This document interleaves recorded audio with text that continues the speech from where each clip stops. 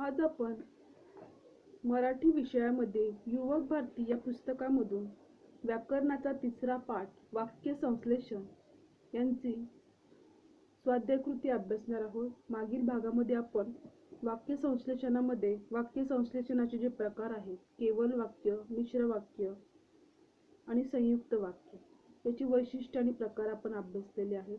तर आज आपण या व्याकरण पाठाची स्वाध्यायकृती अभ्यासणार आहोत.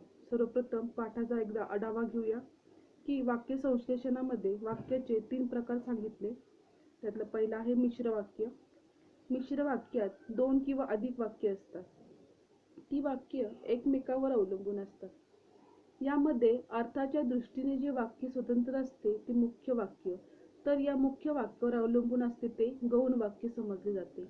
उदाहरण दिलं आहे, जेव्हा पाऊस पडेल तेव्हा शेती भाती पिकेल, हे त्याचं एक उदाहरण आहे. आणि पुढे दिलेलं आहे, येथे शेती भाती पिकेल हे मुख्य वाक्य असून पाऊस पडेल हे गौण वाक्य आहे. हे गौण वाक्य मुख्य वाक्यावर अवलंबून आहे. ही वाक्ये जेव्हा तेव्हा या गौण वाक्यासूचक उभयान्वयी अव्ययाने जोडलेले आहेत, म्हणून ते हे मिश्र वाक्य आहे. गौणत्व सूचक उभयान्वयी अव्यय म्हणजे की, म्हणून, जे, का, यास्तव, सबब, जर, तर, जरी, तरी, जेव्हा, तेव्हा इत्यादी शब्द त्याच्यामध्ये येत असतात. पुढे आहे संयुक्त वाक्य. संयुक्त वाक्यात 2 वाक्ये एकमेकांना उभयान्वयी अव्ययाने जोडलेली जातात, पण ती दोन्ही वाक्य अर्थाच्या दृष्टीने स्वतंत्र, छोटे, केवल वाक्य असतात. संयुक्त वाक्य हे एक जोड वाक्य असते. उदाहरणार्थ, ओंकार रोज सकाळी दूध पितो व अभ्यासाला बसतो.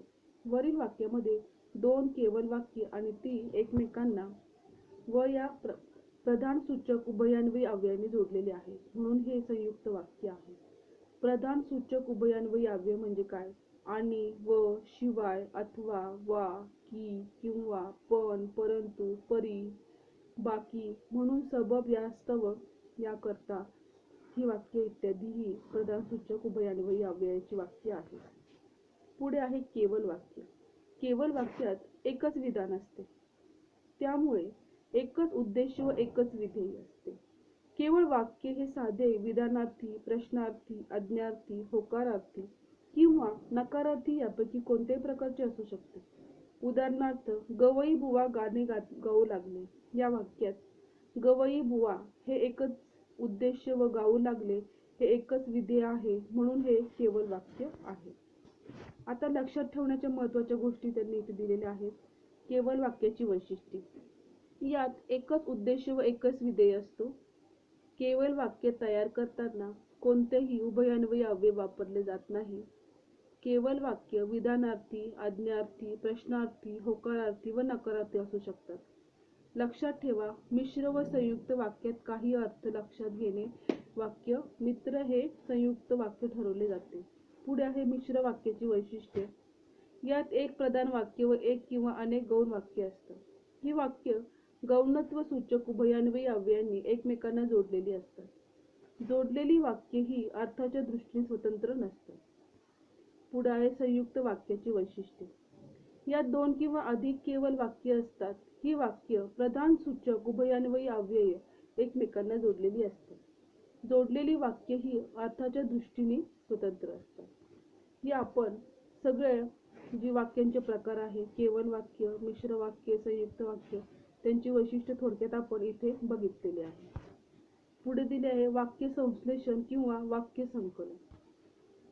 एकमेकांशी संबंध असलेली 2 किंवा अधिक केवल वाक्ये दिलेली असतात. ही एकत्र करून त्यांचे एक वाक्य तयार करण्याच्या क्रियेला वाक्य संश्लेषण म्हणतात. आता वाक्य संश्लेषणाची का आवश्यकता आहे?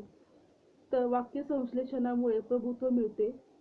आपल्या मनातील भाव नेमकेपणाने व्यक्त करण्यासाठी त्याचा उपयोग होतो. सुटसुटीत व विस्कळीत वाक्य लिहिण्यापेक्षा सुट्टी आणि विस्कळीत वाक्य अशी लिहिण्यापेक्षा एकत्रित वाक्य मांडून विचारांची सुसूत्रता आणण्यासाठी वाक्य संकलन केले जाते. उत्तम लेखन कौशल्य विकसनासाठी आणि वाक्य संश्लेषणाची कला अवगत करण्यासाठी आपण वाक्य संश्लेषण हे करत असतो. त्याची आवश्यकता त्यामुळे आहे. पुढे दिला आहे वाक्य संश्लेषणाचे प्रकार. दोन किंवा अनेक केवळ वाक्यात एक केवळ वाक्य बनवणे, दोन किंवा अनेक केवळ वाक्याचे एक मिश्र वाक्य बनवणे, दोन किंवा अनेक वाक्यांचे एक संयुक्त वाक्य बनवणे, असे हे त्याचे वाक्य संश्लेषणाचे प्रकार आहे. लक्षात ठेवण्याची गोष्ट आहे, केवळ मिश्र व संयुक्त वाक्याचे परस्पर रूपांतर करता येते. दोन केवळ वाक्याचे एक वाक्य तयार करणे. वाक्य आणि केवळ वाक्य.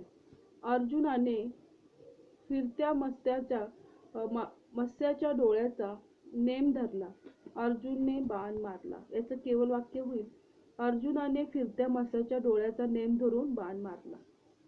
दुसरा आहे, रीमा गुळगुळीत रस्त्यावर चालत होती, तिचा पाय घसरला, ती पडली. गुळगुळीत रस्त्यावर चालताना रीमाचा पाय घसरला. असं वाक्य सिंपल वाक्यापासून केवळ वाक्य तयार केलं जातं. आणखी खूप सारी उदाहरणं दिलेली आहेत.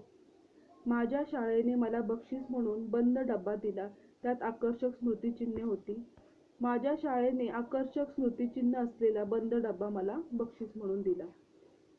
समीर वारंवार चहा पितो, त्याच्या बाबांना ते आवडत नाही. याचं वाक्य होणार, समीरचे वारंवार चहा पिणे त्याच्या बाबांना आवडत नाही.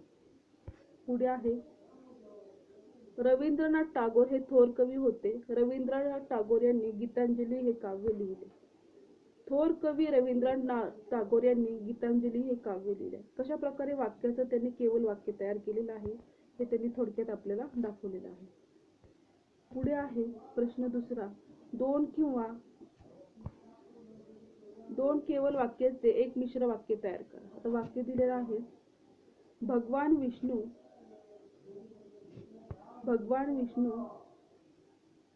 बुवाला म्हणाले, मी तुझ्यावर प्रसन्न आहे.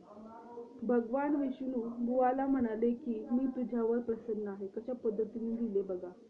अशा प्रकारची त्यांनी याच्यामध्ये बरीचशी उदाहरणं आपल्याला दिलेली दिसून येतात. आता यावरची स्वाध्यायकृती आपण बघणार आहोत. प्रश्न पहिला, खालील वाक्याचे संयुक्त मिश्र वाक्य तयार करून व केवळ वाक्य याचे वर्गीकरण करायचे आहे. मी माणसे मोजून पाहिली, पण ती आगाऊच भरली. बरेचशी काय उदाहरणं त्यांनी इथे खाली दिलेली आहेत आणि पुढे पण त्यांनी बरेचशी उदाहरण दिले आहेत. सोनाली चहा किंवा कॉफी घेते. तिसरा आहे, आम्ही मुंबईला पोहोचलो आणि खूप अडचणी निर्माण झाल्या. चौथा आहे, पाऊस पडला तर शेतकरी वर्ग आनंदी होईल. पाचवा आहे, मुले बागेत खेळली, ती खूप दमली. बरोबर. त्याच्यामध्ये त्यांनी उत्तर दिलेले आहे. पहिला आहे संयुक्त वाक्य, दुसरं आहे संयुक्त वाक्य, तिसरं पण संयुक्त वाक्य आहे, चौथा आहे मिश्र वाक्य, पाचवा आहे केवळ वाक्य आणि शेवटला आणि 6वं वाक्य आहे मिश्र वाक्य. परत एकदा तुम्ही हे वाक्य वाचून बरोबर त्याचे वाक्यामध्ये आपण वर्गीकरण केलं आहे की नाही हे व्यवस्थित तुम्ही तपासून बघायचं आहे. प्रश्न पहिला आहे, सूचनेनुसार वाक्य संश्लेषण करा. खाली तुम्हाला काही सूचना दिलेल्या आहेत, जसं की तो उत्तीर्ण झाला, सर्वांना आनंद झाला. हे आपल्याला केवळ वाक्य करायचं आहे. श्याम घरी आला, वादळाला सुरुवात झाली. याचं मिश्र वाक्य बनवायचं. आम्हाला शिकवायला नवीन शिक्षिका आले, आमच्या अडचणी दूर झाल्याचं संयुक्त वाक्य तयार करायचंय. माझे वडील म्हणाले, मला तुझे यश बघून तुझा अभिमान वाटला. याचं मिश्र वाक्य बनवायचं आहे. हे आधुनिक लोकशाहीचे युग आहे, जाहिरातीतलं महत्त्व आहे, समाजाने जाहिरातीला योग्य अर्थ समजून घ्यावा. याचं केवळ वाक्य बनवायचं आहे. त्यापैकी पहिलं जे आहे त्याचं आपण केवळ वाक्य बनवणार आहोत. ती उत्तीर्ण झाल्यामुळे सर्वांना आनंद झाला. हे केवळ वाक्य आहे. दुसरं आपल्याला मिश्र वाक्य बनवायचं आहे. जसा श्याम घरी आला तशी वादळाला सुरुवात झाली. आणि तिसरं आहे, आम्हाला शिकवायला नवीन शिक्षक आले, आमची अडचण दूर झाल्याचं संयुक्त वाक्य तयार करायचं आहे. आम्हाला शिकवायला नवीन सर आल्यामुळे आणि आमची अडचण दूर झाली आणि या शब्दांनी संयुक्त वाक्य जोडलं गेलं आहे. आणि पुढे हे आधुनिक लोकशाहीचे युग आहे, जाहिरातींचं महत्त्व आहे, समाजाने जाहिरातींचा योग्य असे अर्थ समजून घ्यावयाचे एक केवळ वाक्य आपल्याला बनवायचं आहे. पुढे प्रश्न तिसरा त्यांनी दिलेला आहे. केवळ वाक्य, मिश्र वाक्य, संयुक्त वाक्य. मामी स्वयंपाक करते, राधा अंजूला सोबत नेईल किंवा एकटीच जाईल, इच्छा तेथे मार्ग, वारा आला की अंगणात अंगावर शहारे येतात. तर पहिला आहे मामी स्वयंपाक करते, केवळ वाक्य. राधा अंजूला सोबत घेईल किंवा एकटी जाईल, हे संयुक्त वाक्य. इच्छा तेथे मार्ग, मिश्र वाक्य. वारा आला की अंगावर शहारे येतात, हे मिश्र वाक्य आहे. माझे वडील म्हणाले, मला तुझे यश बघून तुझा अभिमान वाटला, हे मिश्र वाक्य. माझे वडील म्हणाले की मला तुझे यश बघून तुझा अभिमान वाटला, हे मिश्र वाक्य तयार झालेलं आहे. आधुनिक लोकशाहीच्या या युगात जाहिरातीला महत्त्व असल्यामुळे समाजाने जाहिरातीचा योग्य सर्व अर्थ समजून घ्यावा. अशा प्रकारे हे केवळ वाक्य आहे. पुढे, जे चकाकते ते सर्व सोने नसते, हे मिश्र वाक्य आहे. आभाळ दाटून आले आणि अचानक पाऊस सुरू झाला, हे संयुक्त वाक्य आहे. वीर पुरुष, वीर पुत्र लढता लढता शहीद झाला, हे केवळ वाक्य आहे. आई रोज पहाटे लवकर उठते आणि सर्वांसाठी डबा तयार करते, हे एक संयुक्त वाक्य आहे. तिसरं आहे गौरवचे नाव उच्चारताना क्षणीच टाळ्यांचा कडकडाट झाला, मिश्र वाक्य व संयुक्त वाक्य करा. जेव्हा गौरवचे नाव उच्चारले गेले तेव्हा टाळ्यांचा कडकडाट झाला, हे मिश्र वाक्य आहे. गौरवचे नाव उच्चारले गेले आणि टाळ्यांचा गडगडाट झाला. संयुक्त वाक्यामध्ये आणि या शब्दांनी ते जोडले गेलेले आहे. आता सूचनेप्रमाणे बदल करा. रविवारच्या वर्तमानपत्रात बालदोस्तांसाठी फार सुंदर लेख येतो, तेव्हा तो वाचा. केवळ वाक्य बनवायचं आहे. रविवारच्या वर्तमानपत्रात बालदोस्तांसाठी येणारा सुंदर लेख तुम्ही वाचा. दुसरा आहे, काल आम्ही उशिरा जेवलो, घरी खूप पाहुणे आले होते. काल आम्ही उशिरा जेवलो कारण घरी खूप पाहुणे आले होते. तिसरा आहे, आकाशात काळे ढग दाटून आले, मोर नाचू लागला. आकाशात काळे ढग दाटून आल्यामुळे मोर नाचू लागला, हे केवळ वाक्य आहे.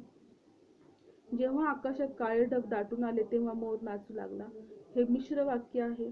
आम्हाला आकाशात काळे ढग दाटून आले आणि मोर नाचू लागला. अशा प्रकारे आणि पहिल्या वाक्यामध्ये आकाशात काळे ढग दाटून आल्यामुळे मोर नाचू लागला, हे केवळ वाक्य आहे. आणि मिश्र वाक्यामध्ये जेव्हा हा शब्द आलेला आहे आणि तिसरा संयुक्त वाक्य हे आणि या शब्दाने जोडले जाऊन संयुक्त वाक्य तयार झालेले दिसून येते. प्रश्न 5 आहे, खालील वाक्याचे केवळ वाक्य मिश्र संयुक्त वाक्यात रूपांतर करायचे. मी व्यायाम करतो, माझे शरीर निरोगी आहे. याचं केवळ वाक्य आहे. मी व्यायाम करत असल्यामुळे माझे शरीर निरोगी आहे. तिसरं मिश्र वाक्य आहे, माझे शरीर निरोगी आहे कारण मी व्यायाम करतो. त्याच्यामध्ये कारण या शब्दाने जोडलं आहे. मी व्यायाम करतो म्हणून माझे शरीर निरोगी आहे, हे संयुक्त वाक्य आहे. दुसरा त्यातला एक प्रकार त्यांनी दिलेला आहे. दुसरं आणखी एक उदाहरण, अमिता परीक्षेत चांगल्या गुणांनी उत्तीर्ण झाली, तिने अभ्यासासाठी खूप परिश्रम घेतले होते. यामध्ये पण केवळ वाक्य, मिश्र वाक्य आणि संयुक्त वाक्य तयार करायचं आहे. पहिलं आपण केवळ वाक्य बघूया. अभ्यासासाठी खूप परिश्रम घेतल्यामुळे अमित परीक्षेत चांगल्या गुणांनी उत्तीर्ण झाला, हे केवळ वाक्य आहे. अमित परीक्षेत चांगल्या गुणाने उत्तीर्ण झाला आणि कारण तिने अभ्यासासाठी खूप परिश्रम घेतले होते. अमिताने अभ्यासासाठी खूप परिश्रम घेतले म्हणून ती परीक्षेत चांगल्या गुणांनी उत्तीर्ण झाली. आता त्यातलं तिसरं आणखी एक त्याने उदाहरण दिले, आकाशात काळे ढग दाटून आले, मोर नाचू लागला.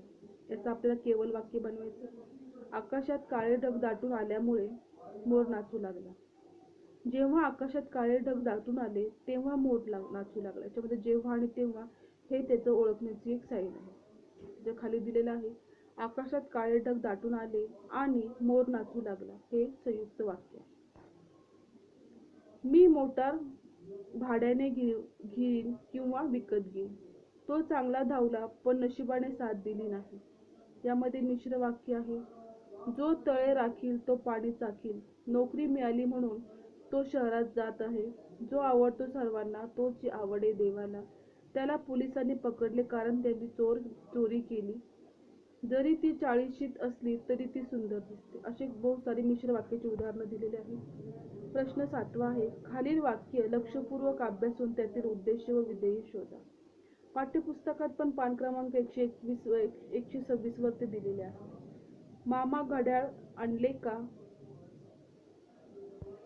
झाशीची राणी लक्ष्मीबाई अतिशय शूर होत्या. विद्यार्थ्यांनो, पाहुण्यांच्या सत्कारासाठी गुलाबाची फुले आणा. यामध्ये मामा, लक्ष्मीबाई व विद्यार्थी हे उद्देश असून विधेयामध्ये आणले का, होते आणि आणा हे एक विधेय आहे. 8वा आहे खालील वाक्ये वाचा व त्यातील मुख्य प्रधान वाक्य व गौण वाक्य शोधा. पहिला आहे गुरुजी म्हणाले की प्रत्येकाने नियमित अभ्यास करावा. दुसरा आहे आकाशात जेव्हा काळे ढग जमतात तेव्हा पाऊस पडतो. तिसरा आहे जे चकाकते ते सर्व सोने नसते. यामधले मुख्य म्हणजे प्रधान वाक्य आहे प्रत्येकाने नियमित अभ्यास करावा, पाऊस पडतो ते सोने नसते. आणि गौण वाक्य आहे गुरुजी म्हणाले आकाशात जेव्हा काळे ढग जमतात आणि जे चकाकते, हे गौण वाक्य आहे. त्यातला 9वा आहे खालील वाक्य अभ्यासा, त्यातील प्रधान सूचक उभयान्वी अव्यय शोधून लिहा. मी पहाटे लवकर उठते व 1 तास अभ्यास करते. संध्याकाळी मी फिरायला जाते किंवा खेळायला जाते. आजी नोकरीतून निवृत्त झाली म्हणून तिला सवड मिळाली. या तिन्ही वाक्यामध्ये पहिल्या वाक्यात व, दुसऱ्या वाक्यात किंवा आणि तिसऱ्या वाक्यात म्हणून हे सर्व प्रधानत्व सूचक उभयान्वी अव्यय आहे. आशा करते जो काही मी शब्द वाक्य संश्लेषण हा व्याकरण पाठ तुम्हाला वाचून दाखवला आणि समजून सांगितला, हा तुम्हाला व्यवस्थित समजले आहे. तुम्ही पण घरी हा पूर्ण पाठ व्यवस्थित वाचा, याच्यावरची स्वाध्याय कृती सोडवा आणि समजून घ्या. धन्यवाद.